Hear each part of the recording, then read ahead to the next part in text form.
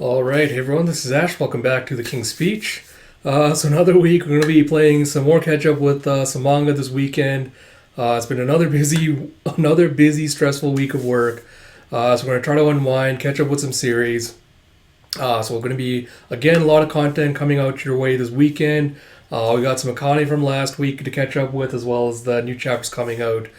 This week we got a new chapter of Kaiju that we're reacting to right now. We're going to get around to more Goku Rakugai. The plan is to be caught up with, I think there's only 2 more chapters I have to do or so. So plan is to be caught up with that series this week as well. Even though that's going to make the wait for the monthly chapters more painful.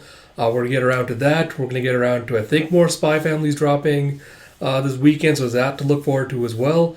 On top of that, we're going to round out the Yona of the Dawn read-throughs. I'm pretty close to being caught up with all the available volumes. I think I have up to 37 right now. I've got 38 on hold at the library, but that's going to be a while to take to get in. So we're going to try to wrap that up this week so we can start some new read-throughs next week. So look forward to like a proper video announcement regarding which ones those are going to be. With all that said, like I said, a lot of great content coming your way. So if you haven't already, please consider commenting, subscribing, all that good stuff. It really helps me out with promoting these videos to YouTube's algorithm. And if you actually enjoy my videos, if you like them, commenting, subscribing, all that good stuff lets me know that you like them. Gives me the motivation to keep making content like this. So if you enjoy it and you want to let me know you do, you can do one of those things. That would be greatly appreciated. But without further ado, let us dive into Kaiju No. 8, Chapter 82. So I've heard good things about this chapter. I've heard that, it's a banger. So I'm really excited to dive into it. So without further ado, let's dive into it with Kaiju No. 8, Chapter 82, by Noye Matsumoto, with translation by David Evelyn and lettering by Brandon Bovia. So we have a mini flashback with, "He was simply overwhelming. Ever since the day we first shared space on the battlefield, he has been an entity far beyond my reach." You see Narumi looking all cool with his jacket just flapping in the wind, his little weapon on his shoulders. He's just taking down gigantic kaiju. And you have reports coming in from various areas. Due to our main forces being incapacitated, we're starting to see a gradual rise in damage. And Scarred Baldy's going, "They're taking our people out one by one with kaiju to target their weaknesses. The pool of officers who can fight against an identified class is extremely limited. If even one of our sites is breached, then it might bring everything crumbling down." And Shinonome, that's blonde streaky girl's name. And he's here still slumped to her feet, going, "This is useless. Its offensive capabilities and mobility far exceed our own. It's unlike any kaiju we fought before. Fighting this thing is a lost cause." Oh. God, I don't want to I have to wait till the end. This is going where I think it's going. And you see the kaiju still grabbing the other one with like a giant scar across his face, who's just completely unconscious, like blood just bursting from his eyes, nose, and mouth as the kaiju slowly just crushing him. And you can see that I don't know if that's the grick sounds just from the kaiju choking, or if she's also like biting her lips or tongue.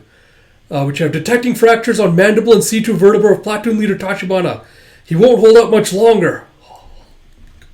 I should not be getting excited about this, but I'm getting excited.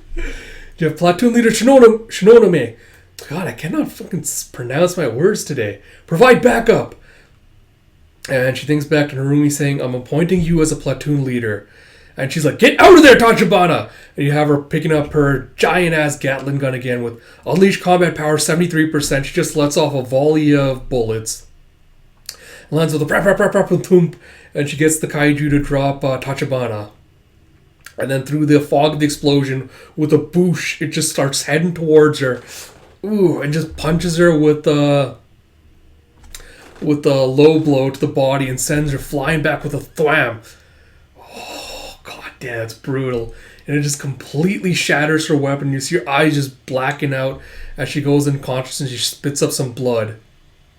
Oh, that must have hurt like shit. And you see it just sending her flying back as she's like, "I wanted to get stronger and become a captain to make him to make Captain Narumi notice me. You see again in the flashback, Narumi's just looking bored. He's like tousling his hair and yawning. And she's like, all he was ever interested in was strength. I was always out of his view. Just another officer out of many. And then you see later as she's taking off the uniform, like, one day I'll make him notice me. And you see her training, like running laps around the track. She's like lifting weights. She's like, I focused on my efforts on bettering myself. You see like putting on a little face mask. She's like, which is why. And she thinks back like Narumi just playing on his game. He's like, I'm appointing you as a platoon leader. Show me the next level of your skill, Shinonome. She's like, which is why I was so happy when he addressed me by my name for the first time. When he finally recognized my skills. And you see her just like clenching her fist. He's like, as a platoon leader of the 1st Division, as part of that man's operation, being put in charge of the front line has been an honor. Oh, and you see her just like ripping through the ground with her fingers. It's like tears are streaming down her face. She's like gritting herself and getting ready. And she goes, the kids. And she like powers up her suit and like grabs the gun and starts running back. It's like, I don't stand a chance, but I'm positive that he does. Oh my god! And she pulls out a grenade with her teeth. And as she's running, she's kind of flanking the kaiju. And she rolls the grenade next to him and she's shooting at him to kind of distract him. And she's like, there's only one thing I can do. And you see the grenade explodes with like an ice field around the kaiju, just trapping his legs in place. And she just starts screaming and she like unloads a volley on him. And she's like, this isn't going to be enough to kill you anyway, right? If you want my life, you can take it. And she ejects the clip, slams another one in. She's like, I have to buy every second I can. I need to gain as much intel as possible and pass the baton to Captain Narumi.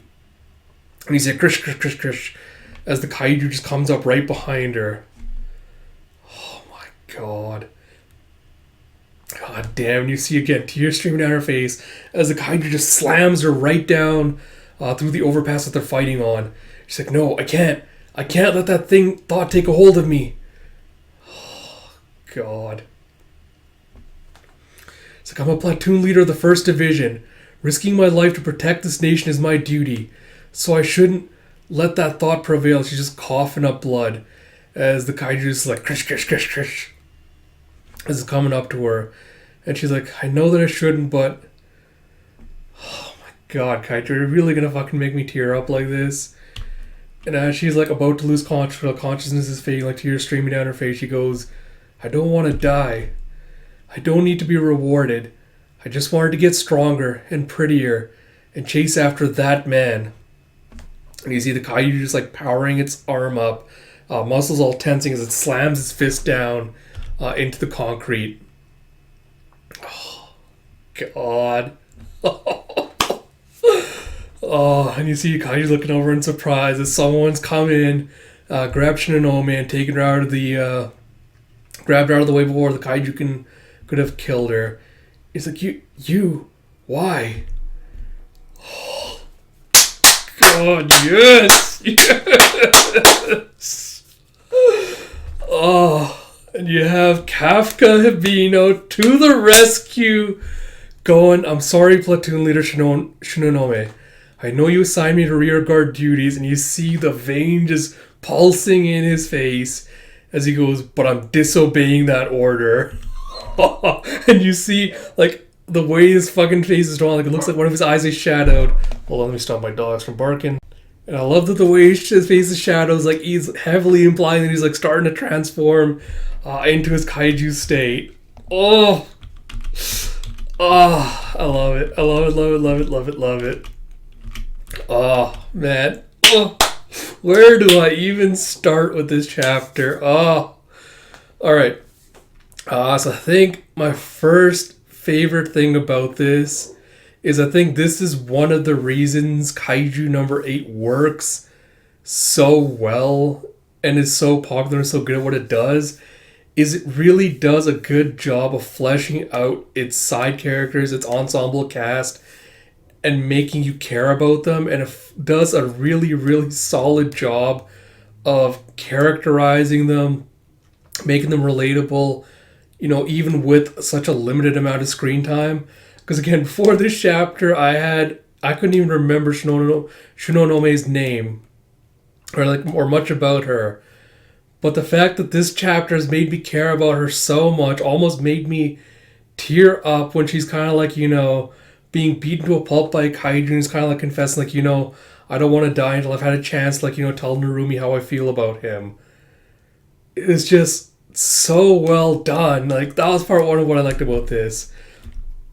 And the second part, again, is kind of like the little art touches where you have her talking about, like, how he wasn't noticing her. She was basically just another soldier. She was, faceless, maskless. And you have, when you see all those moments, it's her literally wearing, like, the gas mask uniform that the Defense Force platoon is wearing. So I really like that, using that as, like, the emphasis for, like, kind of cementing and showcasing her feelings. What I think, what I appreciated the most out of this is the way it subverted, I think, what a lot of other shonen would have done, which is have the character, losing my train of thought, is have the character, have like, the last minute spurt of like, they have like, last minute adrenaline rush or last minute like burst of power, and be able to like, take down the kaiju, or at least stall them.